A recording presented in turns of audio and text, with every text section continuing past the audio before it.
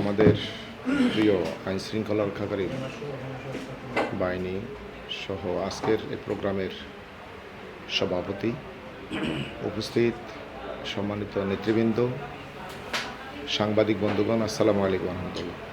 আসলে আজকের যেই আলোচনা, এটা আমি মনে করি আমাদের জন্য, ঢাকা 5-এর জন্য আজকের আলোচনা আগামী 5 বছরে আমাদের পথ চলার জন্য একটা মাইল ফলক হবে ইনশাআল্লাহ। প্রতিটি বিষয় আমরা প্রত্যেকের দায়িত্ব থেকে, আমাদের দায়িত্বের জায়গা থেকে আমরা যে আজকে উপস্থাপন করেছি এবং কর্তৃপক্ষ এটা নোটে নিয়েছে, আমিও নোটে নিয়েছি। যারা রেজুলেশন করেছেন সবগুলো একসাথে করে কম্পাইল করে একটা আমাকে দিবেন।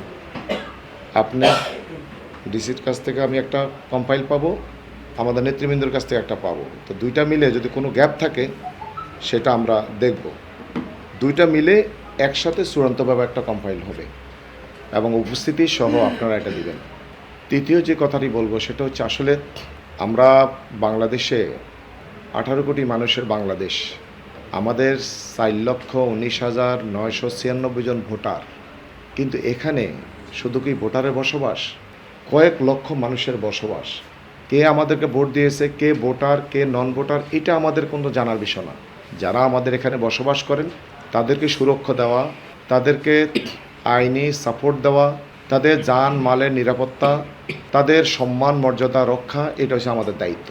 এই দায়িত্বের জায়গা থেকে আমরা যে আমানতের বোঝা আমাদের মাথায় দেওয়া হয়েছে, আমি জনগণের পক্ষ থেকে যে রায় পেয়েছি, সত্যিকার অর্থে আমি প্রতিটি সেকেন্ডকে, প্রতিটি মুহূর্তকে আমি এটা আমার কাছে আমানত মনে করি।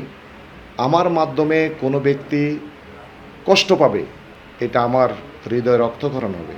আর আমার অবহেলার কারণে কোনো ব্যক্তি কষ্ট পাবে, সেটা আমার দায়িত্বের অবহেলা হিসেবে আমি অন্তর্ভুক্ত করব। আমি মনে করি আমি একা নই, প্রশাসন এবং আমাদের দল, 11 দলীয় জোট, সকলে মিলে আমাদের দায়িত্বের জায়গা থেকে প্রত্যেকে যদি যথাযথ ভূমিকা পালন করতে পারি, তাহলে আমাকে একজনে বলছে এখানে প্রায় 10 লক্ষ লোক বসবাস করে, কেউ বলে 15 লক্ষ লোক বসবাস করে।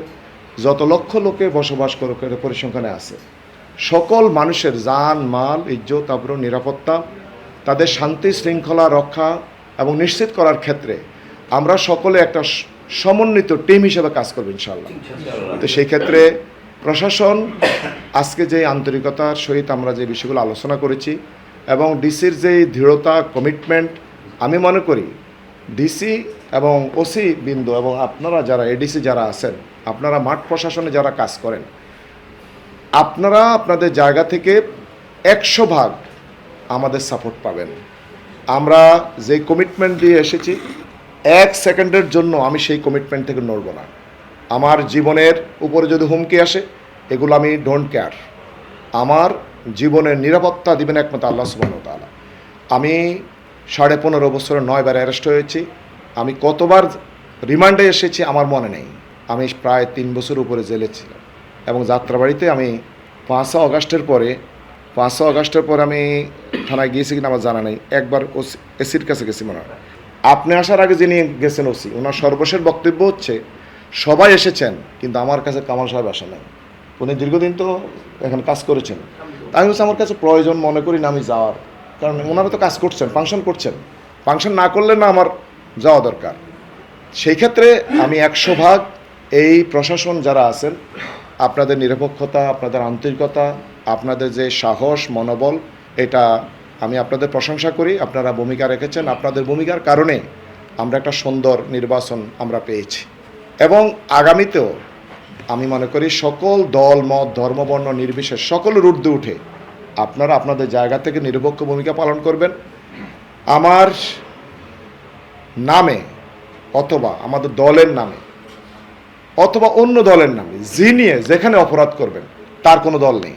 আমাদের পক্ষ থেকে কোনো সহযোগিতা যদি প্রয়োজন হয় সেখানে আমরা সহযোগিতা করব সরাসরি।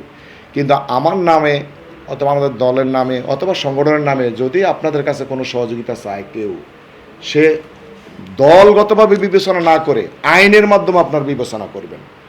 আমি ওই দিন একটা মার্ডার হয়েছে, আমি রাজু সাহেবকে কী বলছি, আমি বলছি ভাই আমি কে আমার নামে ফোন দিয়েছে এটা বলার বিষয় না, আপনি আইনে যেটা কাভার করে আপনি সেটা পদক্ষেপ নেবেন। আমরা প্রত্যেকে আইনের ঊর্ধ্বে নই, আমরা প্রত্যেকে আইনের ভিতরে। কারণ রাষ্ট্র কাঠামো, আমরা যে ভেঙে পড়া রাষ্ট্র কাঠামোকে বিনির্মাণ করার জন্য এখানে এসেছি, আইনকে যদি আইনের নিজস্ব গতিতে চলতে যদি আমরা না দেই, তাহলে রাষ্ট্র কাঠামো আবার 5 আগস্ট এখানে উদ্ভব হবে। আমরা 5 আগস্ট বারবার ফিরে আসুক, 36 জুলাই ফিরে আসুক, এটা কিন্তু আমরা চাই না। আমরা মনে করি, আমি বিরোধী দল এমপি, আমি এটাও মনে করি না, আমি জনগণের প্রতিনিধি। জনগণ যাকে রায় দিয়েছে, জনগণের প্রত্যাশার আলোকে আমরা ভূমিকা পালন করব এবং রাষ্ট্র কাঠামো এবং প্রত্যেকটি অর্গান সেখানে সাপোর্ট করবে। আমরা সরকারি দল অমুকে বিরোধী দল এটা মাপকাঠি না রেখে প্রশাসন যথাযথ ভূমিকা পালন করবে, এটা আমাদের প্রত্যাশা। এবং আমি সর্বশেষ বলবো, আমাদের জন্য অত্যন্ত দুঃখ এবং বেদনাদায়ক নূরে আলম খায়রুল যেইভাবে মৃত্যুবরণ করেছে, এটা অনাকাঙ্ক্ষিত, অনভিপ্রেত এবং অপ্রত্যাশিত। আমি সেখানে মৃত্যুর সময় আমিও ছিলাম না, ওসিও ছিল না, প্রশাসনও ছিল না। যদি প্রশাসন থাকতো সে মৃত্যুবরণ করতো না আমার বিশ্বাস। কিন্তু প্রশাসন যখন একটা ঘটনা ঘটে, প্রশাসন, আইনশৃঙ্খলা রক্ষাকারী বাহিনী এবং গোয়েন্দা সংস্থা, আমরা মনে করি একটা প্রপার ইনভেস্টিগেশন হবে এবং 100 ভাগ আমার বিশ্বাস এই প্রশাসন আপনারা প্রপার ইনভেস্টিগেশন করবেন এবং যেখানে এজাহার যাই থাকুক না কেন, এই এজাহারও কিন্তু আবার রিভাইজ হতে পারে। প্রশাসন যদি যথাযথ ইনভেস্টিগেশন করে, জনগণের আস্থা আসবে এবং এখানে সাদাবাজি, মাদক, সন্ত্রাস, ইফটিজিং, আমি মনে করি এই বিষয়গুলো আপনারা দেখবেন। সামাজিকভাবে আমরা আপনাদের কাছে আমরা আশ্বস্ত করব, আমরা সামাজিকভাবে অ্যাওয়ারনেস ডেভেলপমেন্টের জন্য আমরা একটা ক্যাম্পেইন করব।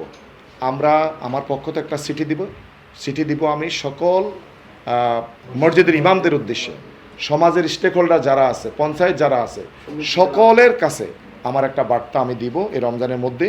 সেটা সকলকে আমরা একটা শান্তি শৃঙ্খলা এবং বাসযোগ্য এলাকা হিসেবে যেন আমরা এখানে তৈরি করতে পারি।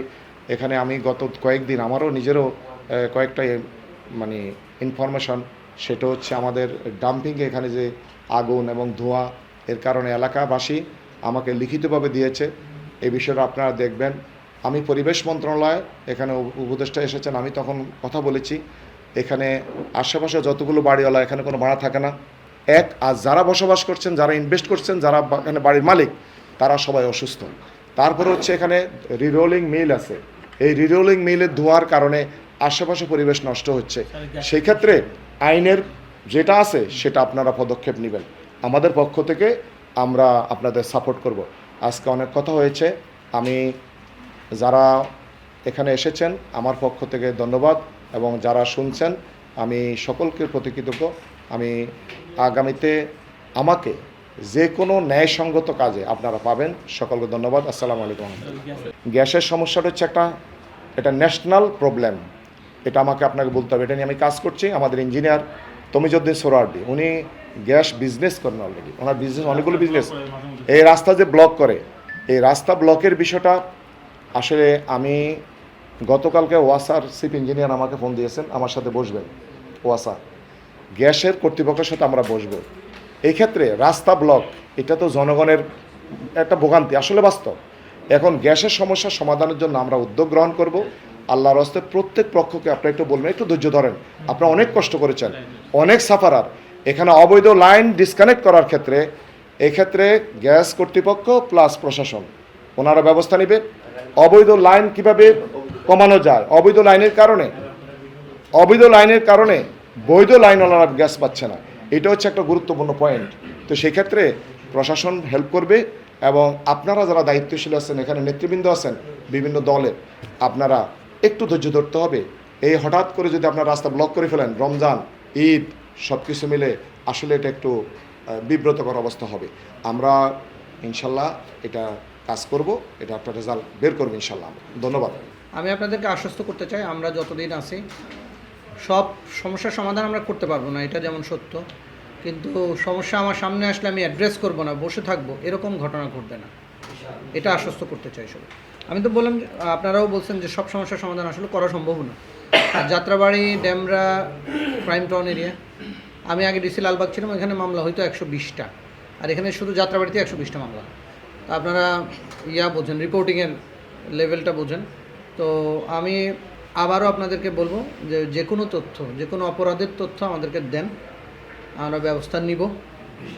আর সব কিছু আমাদেরকে দিয়েন না, মানে আদার দেন ক্রাইম অ্যান্ড ক্রিমিনাল, অন্য প্রবলেম আমাদেরকে দিয়েন না, অন্যান্য ডিপার্টমেন্টকে আস্তে আস্তে জবাবদিহিতার মুখে আনেন। তিতাসের কারণে রাস্তা বন্ধ করে কোনো লাভ নাই, তিতাসকে ধরেন, যেভাবে ধরা দরকার ওইভাবে ধরেন। টাকা এবং জমি জমার ইস্যুতে আমাদেরকে ব্যবহার করবেন না, এইটা আমাদের নিষেধ আছে, সরকারিভাবে নিষেধ আছে, আইন লয়াররা আছেন ওনারা জানেন। এইটা করতে গেলে করতে পারি আমরা, এটা করতে গিয়ে পুলিশ বাহিনী অনেক সময় প্রশ্নের সম্মুখীন হয়, আমরা করতে চাই না। আমরা চাই আইন যেগুলো আমাদেরকে ম্যান্ডেট দিচ্ছে, যেগুলা আইনের মাধ্যমে আমরা চলি, আইনের বাইরে কিছু করব না। আর আমাদের অস্ত্র অনেক খোয়া গেছে, আপনারা জানেন, এই অস্ত্রগুলা বাইরে আছে, অনেক সময় এগুলা আমাদের রাষ্ট্রের শান্তি শৃঙ্খলার বিঘ্ন ঘটানোর জন্য ব্যবহার হতে পারে।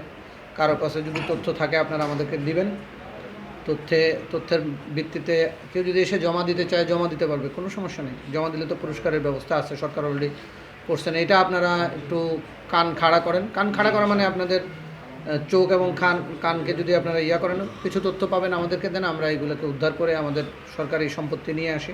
নাহলে ব্যবহার হতে পারে, অবৈধ ব্যবহার হবে বেশি, বৈধ ব্যবহার হবে না। এইটা একটা। আর যে কোনো সাজেশন হোক, যে কোনো হোক, আপনারা রাত 2টা, 1টা, 3টা, 5টা যখনই হোক ওসি সাহেবরে ফোন দেন, ওসি সাহেবরে না পাইলে আমাকে দেন, এডিসি সাহেবরা আসেন, এসি সাহেবরা আসেন। কোনো তথ্য যেন আমাদের কানে আসতে আপনারা দিতে আপনারা হেজিটেট করবেন না, হেজিটেট করার দরকার নাই। যে কোনো পরামর্শ, ভালো পরামর্শ, এই যে ভাই একটা পরামর্শ দিল, এইটা তো ভালো, এই টাইপের পরামর্শ আমরা যদি পাই আমাদের জন্য সুবিধা হয়। আমি যতদিন আছে আমি কথা দিলাম যে সে অপরাধী যে দলেরই হোক, এইটা আপনারা আস্থা বিশ্বাস রাখতে পারেন। আমাদের উপর আস্থা বিশ্বাস রাখলে আশা করি আপনারা ক্ষতিগ্রস্ত হবেন না। আমরা অলরেডি আপনাদের সাথে বসার আগেই কাজ শুরু করছি, অলরেডি ফুটপাত উচ্ছেদের কাজটা শুরু হয়েছে, ধাপে ধাপে ঈদের আগেই হয়তো আমরা শেষ করে ফেলব। একদম 100% পারবো না, বাট অভিযান চলতে থাকবে, এই কথা আমি দিলাম। আর সবাইকে ধন্যবাদ আমাদের এখানে আসার জন্য এবং খালি মুখে বসে কথা শোনার জন্য। ঠিক আছে, থ্যাংক ইউ।